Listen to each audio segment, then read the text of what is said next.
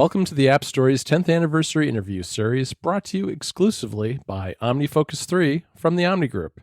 I'm John Voorhees, and with me for this special event, of course, is none other than Federico Vidici. Hi, Federico. Hello, John Voorhees. How are you? I'm doing okay today. Hey, you know what? Today we have a very special guest. We've got independent game developer Zach Gage with us. Zach is the creator of so many great games. It's impossible to name them all, but he's made games such as SpellTower, Flipflop Solitaire, and his most recent game is Pocket Run Pool. Welcome to the show, Zach. Thanks for having me. It's exciting to be a part of your podcast. Zach, I wanted to ask you as a first question, how did you get started making mobile games? I got started actually through art. So I had done a small sound piece called Synth Pond, and I had it up on my website, and I was kind of enjoying it, but not that many people were getting access to it. And around the same time, I had gotten my first iPhone, and the App Store had just come out. And I was really enthralled with the idea of a touch interface and a multi-touch interface and designing new experiences for multi-touch. It just seemed like an interesting design challenge.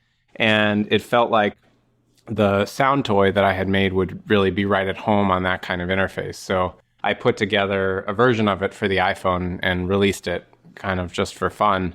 And it ended up doing really well and actually making quite a bit of money. And I had all these people and rock stars emailing me and thanking me for creating this weird thing that changed the way they thought about music. And I was just totally blown away and like shocked that there was this universe out there where I could make art and put it out and people would pay me for it and thank me for making it. And that was just so insane to me that I got really hooked. And I bought my girlfriend at the time a iPod so that she could play with my art games. And she immediately went and downloaded Tetris. And I was like, whoa, that is terrible. The original Tetris, I don't know if you remember it on the phone, but it was so bad. It was so bad. It was terrible. Yeah, Tetris is really like it's really a game for buttons, not a game for touchscreens. And they really didn't know how to do the touchscreen part of it. And so they just made this terrible game. And I looked at it and I was like, I could make a better game than that. This is what Tetris is doing.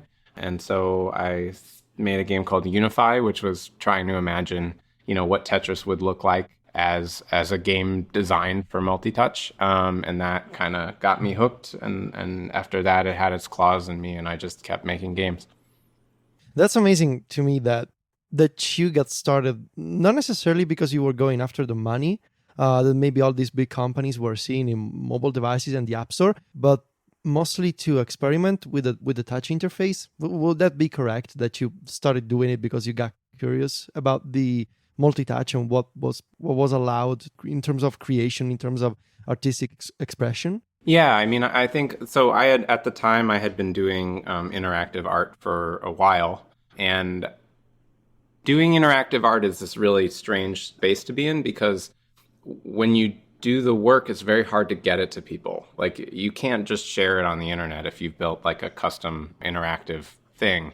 But with multi-touch and with the iPhone, it was suddenly this like very powerful device that was really appropriate for all sorts of artwork, and that you knew exactly what the thing that other people were going to have was. You knew the dimensions of it. You knew exactly how it worked. So it felt really like a platform for the kind of experiences and art that I wanted to make. And that was really exciting to me and to some of my friends who are doing that kind of art.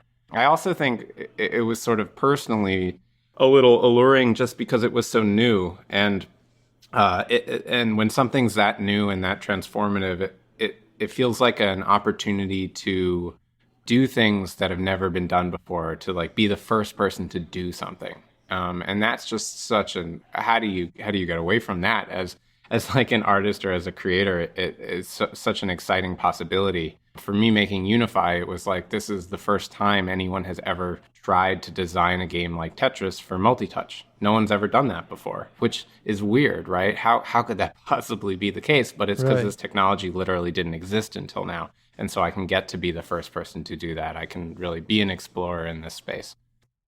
After several projects, would you say that you've maybe sort of settled on a specific type of creative process that is, I don't know, consistent or repeatable? Or do you still approach the platform as when you get an idea, when inspiration strikes and you find that idea that feels just right, then you get to work? Can you describe your creative process, if it's got any sort of consistency to it, or if maybe you try to push yourself to be creative? Because that's really the fascinating part to me. How do you come up with new ideas? I think for me, it's sort of both of the things you're talking about. It's both extremely consistent and entirely inspiration dependent. And I think that's because I work on like 7 to 10 ideas at a time. So basically the core of my practice, both with art and with games and apps, is built around just taking ideas that strike me and trying to create them as quickly as possible. So one piece of art writing that I actually have always related to is Saul Lewitt, who's a conceptual artist, put together this piece called Sentences on Conceptual Art. And one of the first sentences, and I guess it's the second, is rational judgments repeat irrational judgments. And then the third is irrational judgments lead to new experience. And I really take that stuff to heart. And so I try to make sure that anytime I come up with an idea for a game, it's something that's sort of coming directly out of my subconscious. It's an idea that I woke up with or some thought I had in the shower and tried to follow up. And once usually those sorts of ideas of like what to design around or what a game design is come to me somewhat fully formed, and then I try to not think about them until I can actually sit down with them and prototype them. And then I try to do that prototype very quickly, and then after I've played it once, start giving it some rational design thought. So I'm basically trying to make sure that the core of the idea is this like weird inspirational thing that's coming right out of my subconscious, and then all the design that goes around that core and makes it work and makes it last long, that's sort of the more repeatable logical process. And sometimes that process of adding those design elements or adjusting things to be just right can take a really long time. So, Pocket Run, for example, that I just put out, that one has been kicking around for the better part of 3 years. But because I work on 5 to 7 to 10 projects all at the same time, every day I wake up, there's always something to do, something to work on, and something to think about. And then as I'm doing those things, these sort of new ideas that'll show up way down the road as released products pop into my brain and get put into the beginning of the process. You mentioned Pocket Run, Zach, and I want to ask you, maybe turn a little bit to the business side of that.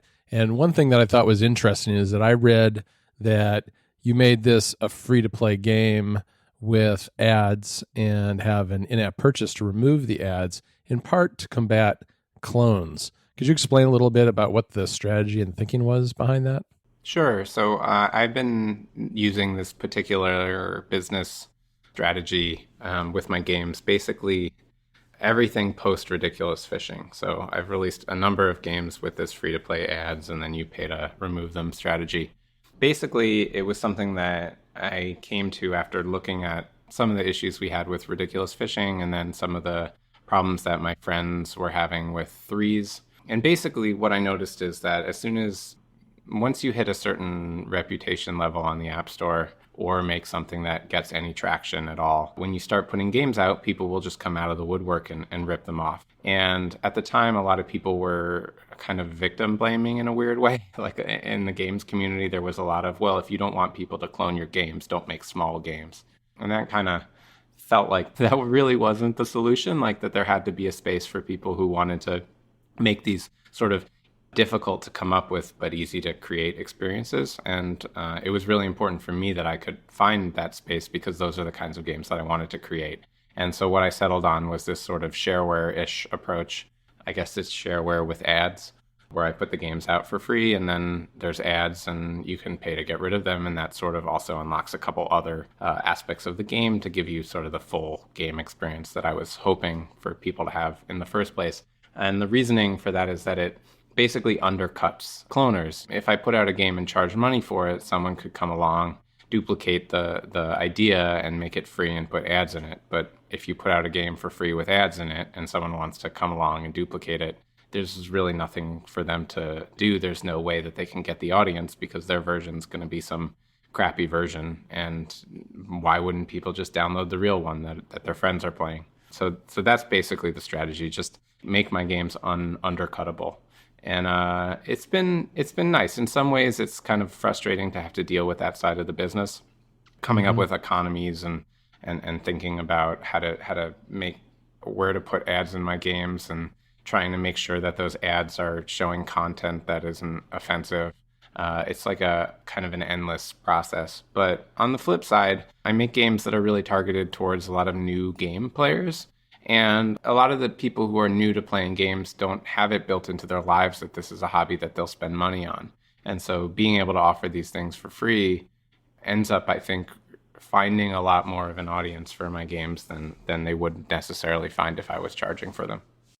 Yeah, that makes a lot of sense to me. How has it gone so far in terms of avoiding the cloners? Oh, it's great. I mean, people clone my games on Android right away. So for instance, Sage Solitaire, when it came out on iOS, it was cloned within 24 hours on Android. Wow. But I basically just sort of avoid Android, and I work with a company called Noodle Cake that ports a lot of my games to Android, and so I don't have to think about it at all, and it just is what it is. On iOS, it's been great dealing with cloners. I haven't had any trouble at all. You've done a lot of games that are based on classic board games and card games and word games, things that, have a long history in bringing them to a mobile platform. What is it about those games that attracts you and has kind of made that something of a theme that runs throughout your games?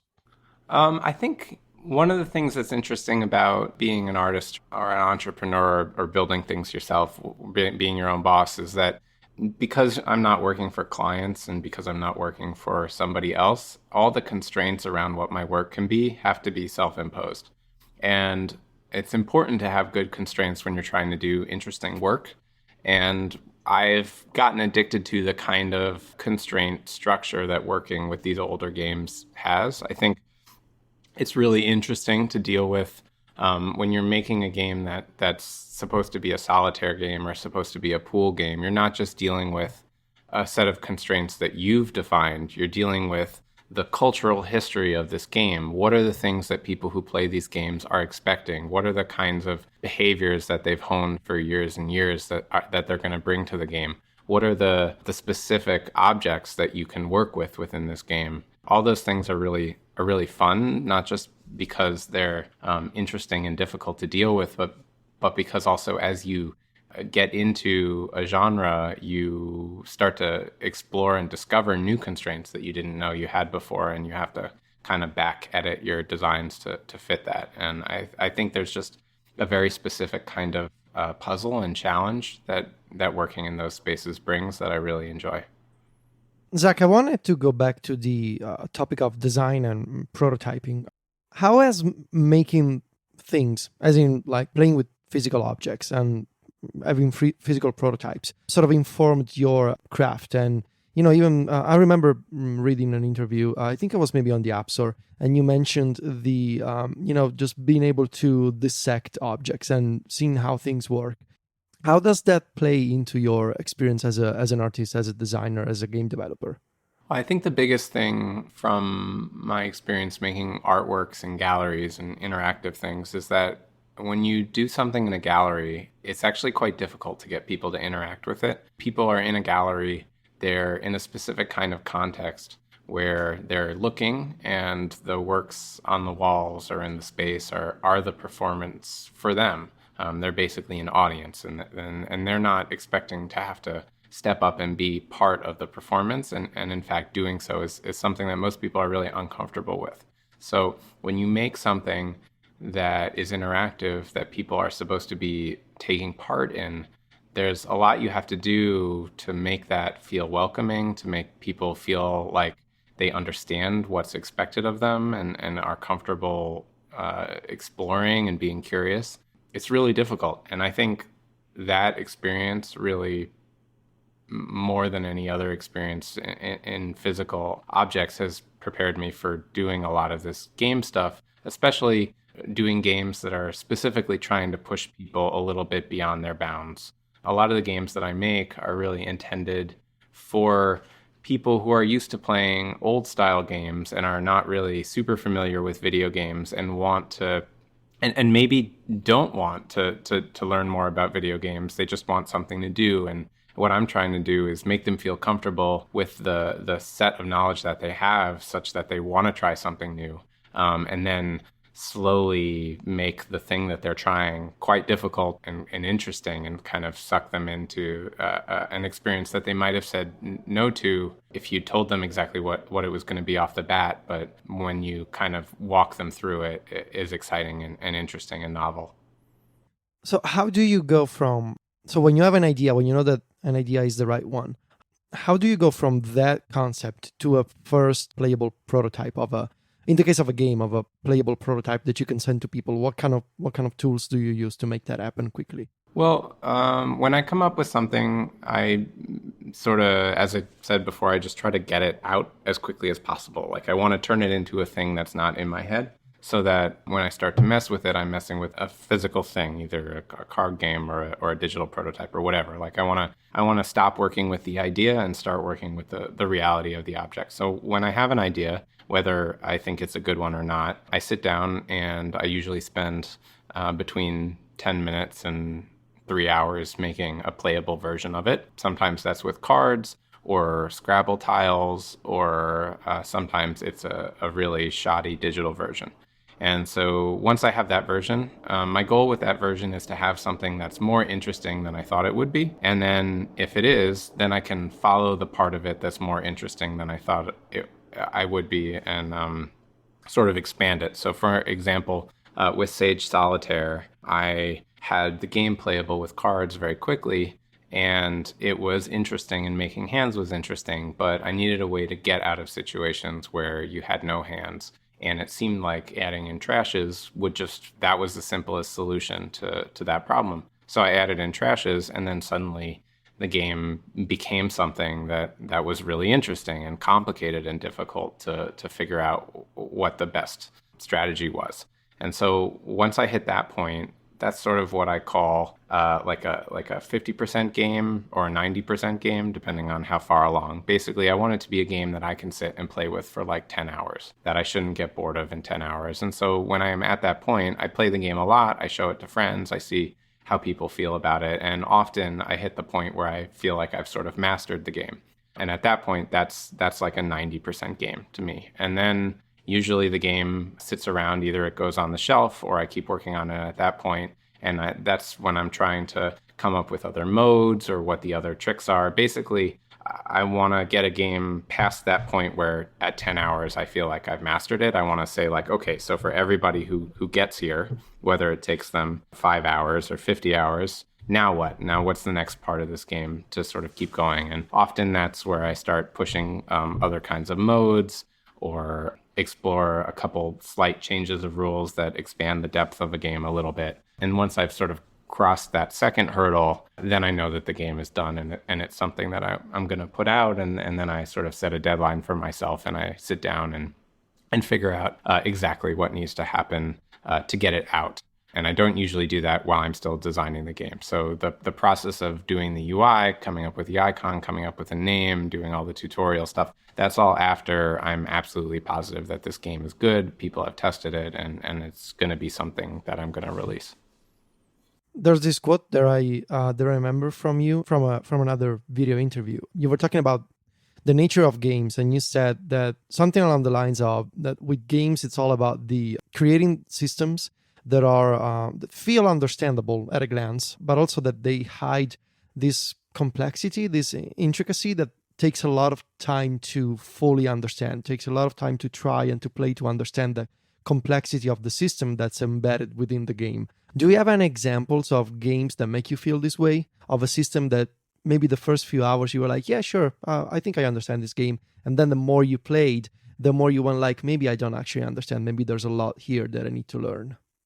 Yeah, I mean, I think that part of this is the beauty of systems. Almost every system that you put together ultimately has an unbelievable amount of depth, whether that depth is like 30% of the game or whether it's just 5% of the game. So like, for example, Bejeweled is a game that's very, very accessible and simple, and there is a mastery to it. But that mastery is maybe like going from 95% to 100%. Whereas something like Halo or PlayerUnknown's Battlegrounds, right? That's a game where the depth kind of starts at like, maybe 20%. Like you can go from 20% to 100%. It's super long, that sort of part of the curve where you're learning and trying to understand exactly how this game works. But I think the real trick in designing these games isn't the part where you're trying to build the depth in, since you get that for free. The real trick in building these games is making them seem accessible at first. That's kind of the tricky part. And I think when you are building the parts of them that are going to poke out above the waterline that people are going to see, you want to make sure that they're parts that they're not just things that will make the game look appealing. They're actually things that will teach people to play the game. So my favorite example in this space is, I think Pac-Man does this beautifully in a way that is really kind of miraculous and really explains how popular it became and why it became so popular. And with an audience of people who really didn't know very much about video games, because nobody knew very much about video games when Pac-Man came out. And so the way that Pac-Man does it is, when you look at a game of Pac-Man, you're not really told anything. You're not told that there are levels. You're not told what your objective is. You're just plopped down in this maze with this little character, and you have one control mechanism. You have this joystick, and the character just responds to it in a very one-to-one way. So you don't really have to learn anything about the controls. And then when you start playing, there's only a couple things on the screen that you can see. There are dots that there's no way to avoid eating dots. So as you play, the dots get eaten, and you see that, part of the maze is clearly explored, even though you might not realize that you need to get all the dots. There are giant blinking dots that kind of draw you to them. And there are ghosts that are acting in a really aggressive manner, and it's pretty clear that, maybe you should fear them. And so there are a lot of things that someone might decide to do when they first start playing Pac-Man. They might decide to try to eat all the big dots. They might decide to eat all the little dots. They might try to exit the maze through the exit, because that's what we understand mazes to be. And then they would show up on the other side of the maze. They might get one of the big dots and then decide that and then notice that the ghosts were weird, and then go after the ghosts that are trying to slink away. They might try to get all the big dots and then discover that, well, now they don't have any real tools to deal with the rest of the maze. Those are all little experiments that a player might go through while they're playing Pac-Man without actually understanding what they're supposed to do. But when they do those experiments, all of those experiments are going to teach them something about the game. They're going to teach them how to get rid of the ghosts. They're going to teach them how to move through the maze. They're going to teach them how to dodge ghosts and pick up the dots. And that's really what you want to do in a game. That's the most impressive and successful type of teaching that you can do in a game, because you're basically giving the player the tools to start asking the right kinds of questions of the system. And by asking those questions and learning the answers, players are going to get confident about how to interact with that system. And then they'll be interested in mastering that system when they discover all of the depth that's there under the surface. Thanks so much to OmniFocus 3 for iOS from the Omni Group for sponsoring our App Store 10th Anniversary interview series. OmniFocus 3 is packed full of cool and useful features. Let's talk about notifications today. Let's face it, sometimes you just need to be reminded, sometimes repeatedly, about an upcoming deadline for an important task. OmniFocus has you covered. Like OmniFocus 2, a notification will be automatically created for a new task when you set a due date. But there's a whole lot more that you can do with OmniFocus 3. First of all, you can get as many notifications leading up to a task as you'd like. Just set custom notifications to your heart's desire. You can also set reminders to send notifications at a set interval before a task is due. It's perfect if you have a hard deadline and an idea of how long it's going to take you to get something done. Another cool addition to OmniFocus 3 is custom perspectives. You can make perspectives look exactly like you want, with a wide variety of beautifully designed icons. And if you don't find exactly the icon that you want, you can even use your own images to make it your very own. And on top of that, you can add tint colors to get exactly the color you want for the perspective. The Pro version of OmniFocus 3 also has powerful rule parameters. You can filter and group projects and tags and use rules like all, any, and none to get it set up and looking exactly the way you want. To learn more, go to OmniFocus.com and give OmniFocus 3 a try. Thanks so much to the Omni Group for supporting this big project. Please go and check out OmniFocus 3 today. It's a great app, and you should really give it a try. Thanks again to OmniFocus for supporting the show. Zach, I wanted to ask you a little bit about the recent changes to the App Store, because you've been on the App Store for quite some time, and with iOS 11, we saw a separation of games from other apps. And in addition, we saw a complete redesign of the store with a lot of editorial content that puts a focus on the stories behind apps and games. What do you think of those changes, and how have they worked for you?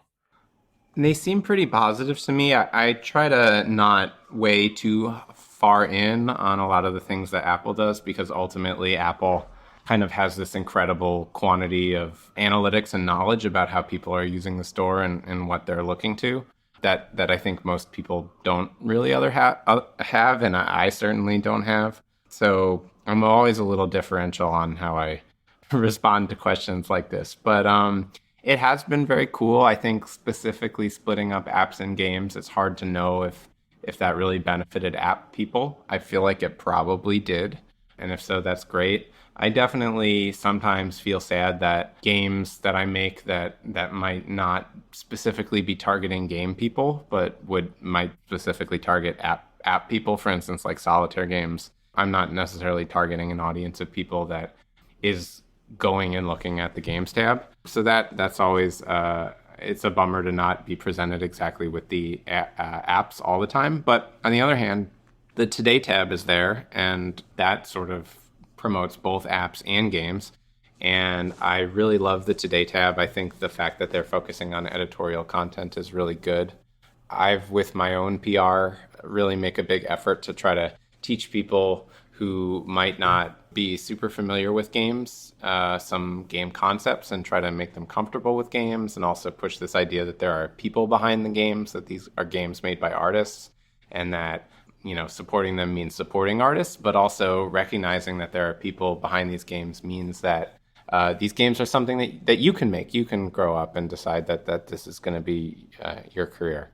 And it's really exciting to see Apple pushing that same line. I think this is something that I've been very frustrated with in the game industry as a whole. I feel like most game companies look inward and are pitching largely to what would be called core gamers, as opposed to this sort of new world of mobile gaming, which includes infinitely more people than are in the core gaming market. And it's sad to me that people aren't pushing these kinds of stories. So it's really exciting for Apple to be doing it and to be creating them, and to also be becoming this new venue for these kinds of stories and this kind of information. The games tab in the App Store has a lot of great games in it, but there are also a lot of these free-to-play games with kind of manipulative business models for purchasing in-app consumables like gems and that sort of thing. What sort of responsibility do you feel Apple has to police that, or maybe try to downplay that? I have a real problem with those kind of games because I feel like, I don't know, it just seems to me to be kind of the seamy underbelly of the games market on mobile. I mean, I would be careful to classify anything as the seamy underbelly of games market on mobile. I think that underbelly goes pretty deep. Yeah, I agree. I mean, I think if you're talking about stuff like Fallout Shelter or Candy Crush or whatever, like the games that are sort of like the well promoted games that are still using this sort of like weird energy gem free to play system.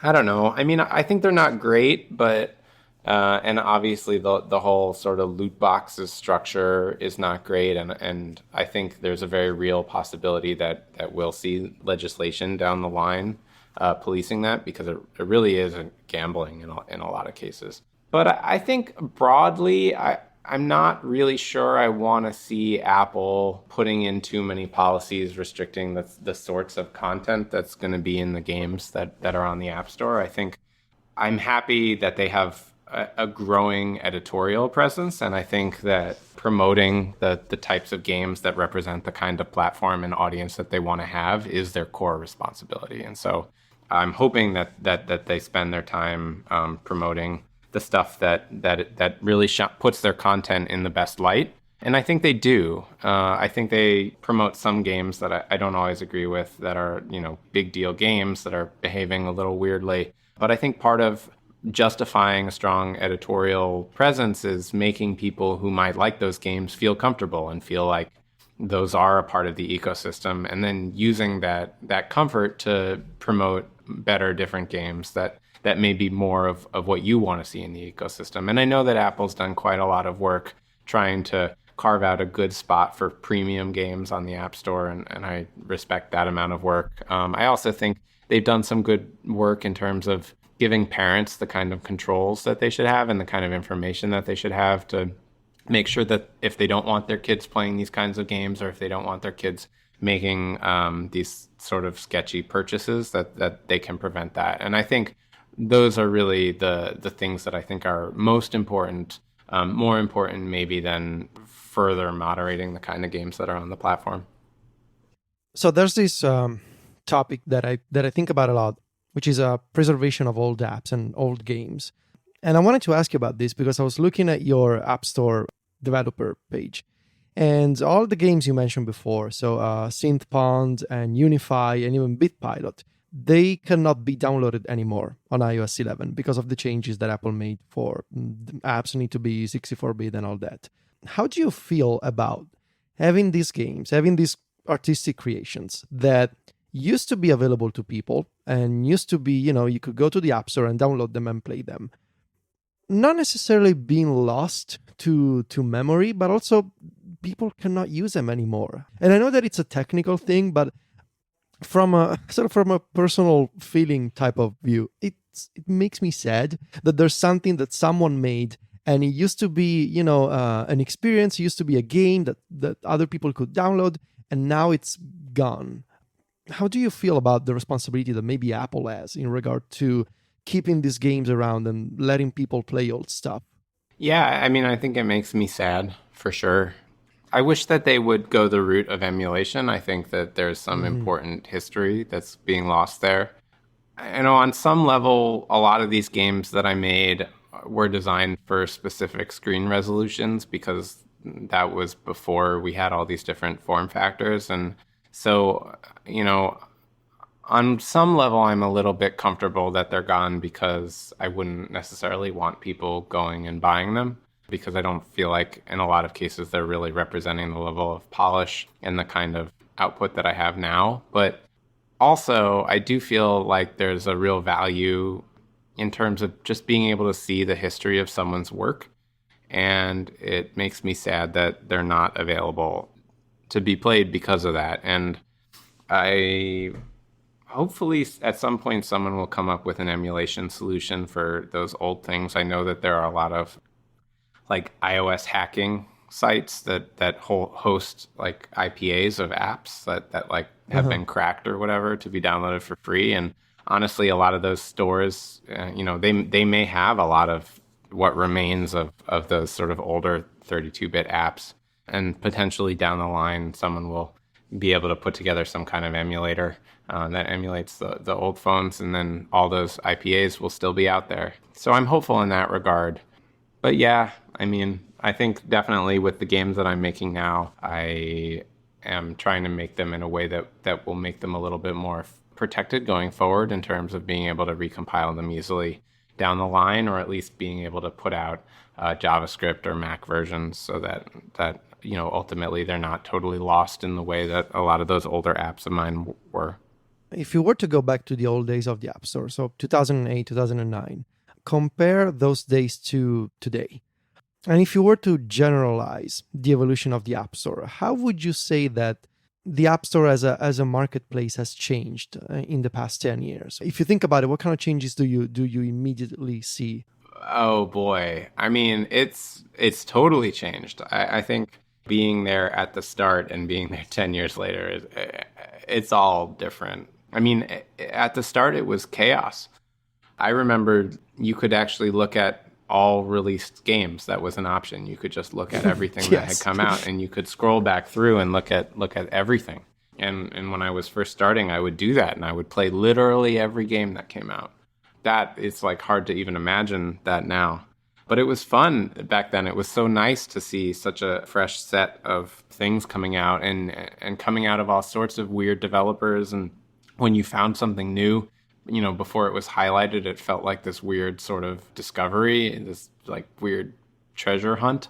That was really fun, and nobody knew what they were doing. It's everybody was struggling to figure out what kind of games people would want to play and how to get joysticks working. And then there was a period of lots of games with joysticks, and then there was a period of no games with like real virtual joysticks, and now we have Fortnite, and that's got a joystick that's invisible, but people are totally comfortable with that. I think the biggest thing is that there's just been a lot of normalization. Or standardization. There are categories of games now that are mobile games. Like, Endless Runners is a genre that is about endless runners. It's about mobile games. It's about the kind of things that mobile games would do.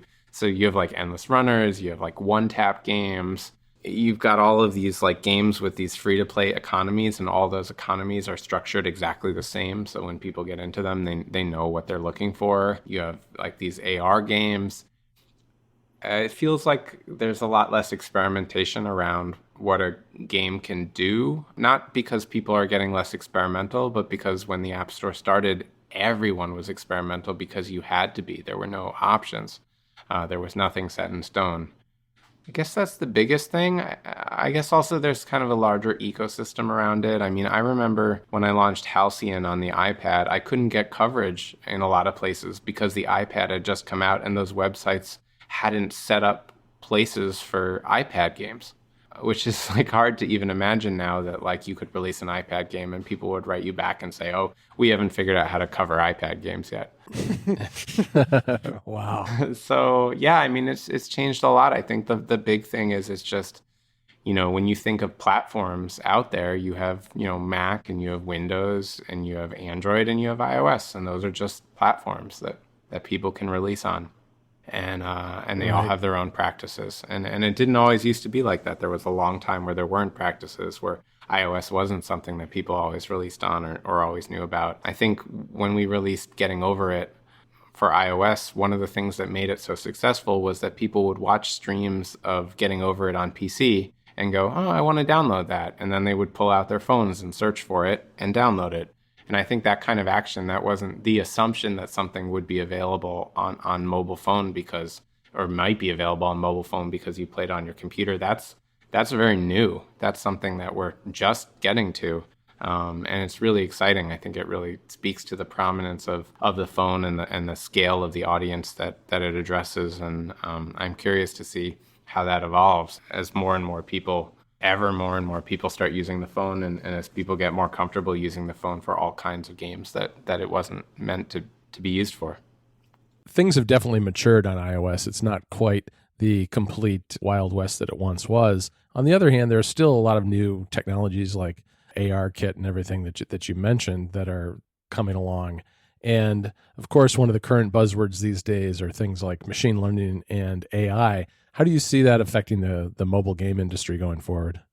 I haven't given a ton of thought into sort of what the user end of AI and machine learning looks like. I think when most people think of AI, they think of like, oh, we can have AI storytellers and characters that invent their own things to say and talk to you. Sort of these like magical, like metaphors of what intelligence is, and like getting something that really seems like a person in a game. And I think we're still pretty far off from stuff like that. But where I'm starting to get excited about AI is in terms of its application for design tools. I think we're actually not too far away from being able to have AI assist tools for developers. So for example, right now, after chess and Go, the big AI push is for building an AI that can play StarCraft 2. And when you start to think about what that means for the developers of StarCraft 2, I think stuff gets really interesting. So right now, and I know this isn't strictly mobile, but right now when they want to update StarCraft 2, usually the updates are these sort of small incremental balance changes. And the reason that they do that is because it's so difficult to understand how the professionals are going to play a game, how to play a game on its highest level. You need thousands and thousands of hours of players playing games and finding clever solutions to how to beat each other to really understand the balance of something. Nobody can just sit down and look at a system and tweak the numbers and be perfect. But once you have an artificial intelligence that can beat all the best players in the world at a game, suddenly all kinds of design possibility spaces open up. Suddenly the people who, Blizzard could start entirely replace a unit with a new unit. You could have an update where you just switch out a bunch of stuff that's massive, and you can know that that's going to be well balanced because you can have an AI play 2 million hours of the game against itself and figure out what works and what doesn't. And likewise, I think when you look at iOS, you see a lot of these games that have economies in them, or are trying to be smart about how they show advertisements, or have skill trees. Those are all the sorts of things that potentially you could build a neural network AI tool and couple it with some kind of like generic learning AI to play a game. And suddenly you have all of these things that are now available to small developers that you needed a team of people or a developer with a lot of specific skills to be able to design. I think being able to plop an RPG on, system on top of any other game is well within the realm of what could be done with a neural network tool or a design AI tool. And then the skill suddenly isn't how do I fill a spreadsheet with all of these really cool options. It's how do I tweak this AI to make it output the thing that I want to make it output. And that seems really exciting to me. I think it could reduce a lot of a very specific kind of design and put it in the hands of more people. You've been on the App Store for a very long time. I mean, we've got 10 years of history, and you've been doing this for several years. What would you think a new developer who wants to get into game design on iOS, what advice would you give them? What do you think, where do you feel like they should look if they're just starting out? Well, I guess it depends how old they are. The main thing I would say is definitely don't quit your job. Don't stake any money on success on the App Store. I think even in your best cases, success often takes like 3 years of work and requires having a good support network of people around you, and also a good support network of people around you business-wise who are going to, help promote your product, having a good creative network around you. And building that takes a long time, learning all the lessons that you need to learn to figure out how to do PR, how to make games that people play, how to do tutorials and teach stuff. All that stuff takes a really long time. I think if you find success and become sort of self-sufficient in 3 years, that's pretty miraculous. So I would for sure, if you want to do it for your career, building up a career that focuses on having lucrative side gigs and still making time to make games on the side is really crucial. I guess that's the biggest stuff. I also think maybe this is kind of my personal style, but I think you're probably better off making a lot of small great things than one really big great thing. I think there's something that is magical for fans of games and fans of art when they discover someone who's done many things that they like versus just discovering one thing. It's always this sort of weird, miraculous moment when you're like, oh, I really like this game. And then you're like, oh my God, this person also made this thing and this thing. Whoa. And that level of sort of awe can turn someone from someone who's just paying attention to your game into somebody who's a fan and who will evangelize your stuff to other people. And I think that's really crucial for independence to amass a kind of fan base that looks like that. And the only real way to do that is by just doing a lot of stuff. And the only way to do a lot of stuff is to do small things. So there's this question that I saved for last. I was reading again through your App Store story interview for the Today tab, which, by the way, people can also find in App Store search. If they just search for Zach Gage, it'll come up in the search results. And I actually made a note of this because I knew that we were going to interview you. Is your mom still playing the prototype about the game about killing Yetis with swords? She isn't, but that's mostly because I never actually gave it to her on her phone. With prototypes, I just sort of show them to her on my devices and see how what kind of time she spends with them. But that game is definitely still in active development. And I still show her my prototypes, and she's still enjoying them. So hopefully, when it's all said and done, she'll still like it, and it'll still be the kind of thing that she's interested in playing. Thanks, Zach. That's great. I appreciate your time today. Sure. Thanks so much for having me on. I really enjoyed the conversation. Well, that's it for today, folks. Thanks so much to Zach Gage for being on the show with us today. And thanks to our sponsor, OmniFocus by the Omni Group. Please join us again tomorrow as we continue our look at the history of the App Store. Talk to you tomorrow, Federico. Ciao, John.